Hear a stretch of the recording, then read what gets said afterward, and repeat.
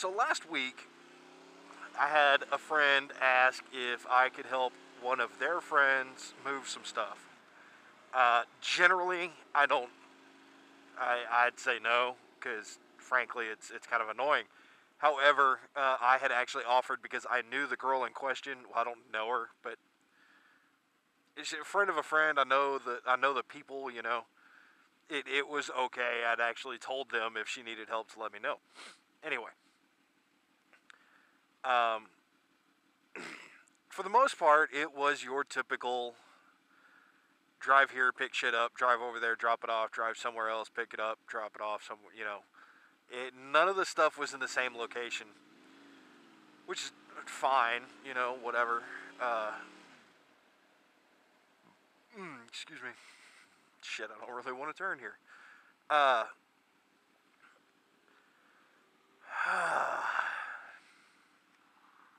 so everything went fine, dealing with her. None of this was her fault. Her friends, though, are fucking idiots. One guy was supposed to meet us at this thrift store, and help us load some stuff. Well, he was half an hour late, and when he finally got there, we had to wait for him for another 20 minutes because he said he wanted to go look around in the thrift store. And it's just like, really, dude? We already waited for your dumb ass for half an hour, and now we have to wait more because you want to shop. Okay.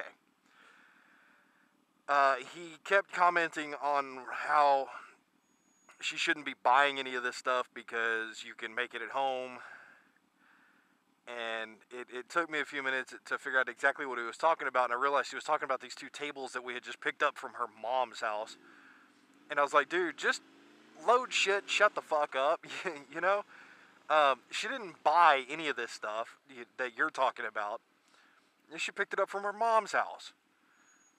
This is, oh, well, I could make it. And it's like, I don't give a shit if you could make it or not. It's her stuff. She picked it up from her mom's house. Leave her the fuck alone. Okay. Well, then when we go to leave, he said something to her, jumped in his truck, and went the other way from where we were going. So we finally get on the road and get back to her place, and he's not there. And I asked her, I said, well, where the hell is this guy? We got a fucking couch in here that I'm supposed to unload, and I sure as shit can't do it myself. He's supposed to be helping, And she said, oh, well, he had to go get something to eat. Really? Oh, nice, dude. Real nice.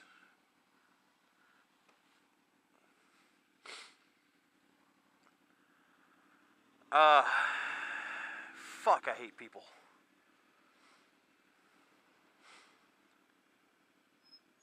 I don't even know why they're fucking parked there. There's a little bitty fender bender.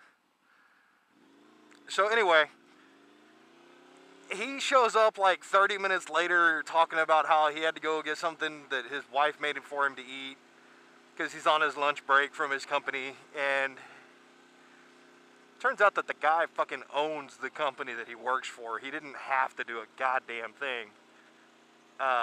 He could just up and walk away, but no, we have to wait for him again. We ended up waiting for this bastard for fucking an hour and a half.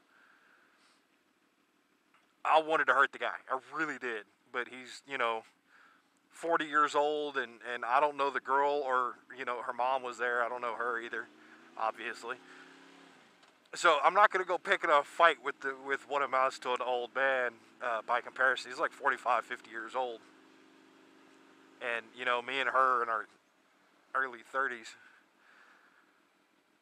So it would not have gone well, Probably would have beat his ass, but it would have looked really, really bad. Beating up on senior citizens. The other thing that really got me was, we went and she talked to these people ahead of time. Okay, we were going to this chick's apartment to get a bunk bed. that the girl had bought. Okay, it wasn't a donation, it wasn't a gift. Fucker, she bought it, okay?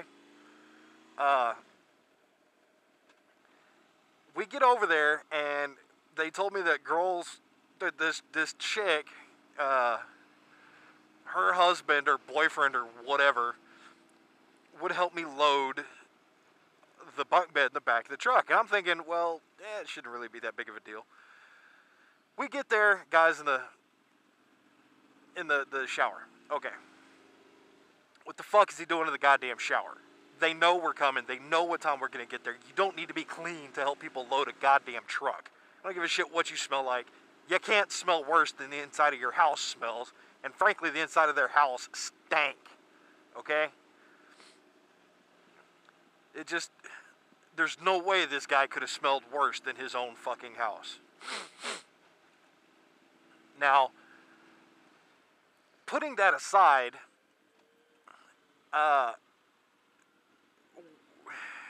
the bed was still completely assembled in the living room where the kids slept. They knew we were coming. They didn't bother to tear the bed down at all. When I started asking them about it, the lady was like, oh, well, I don't know anything about that bed. I don't know how to take it apart or any of that. So she didn't even try to take it apart. They just said, yeah, come on over and pick it up.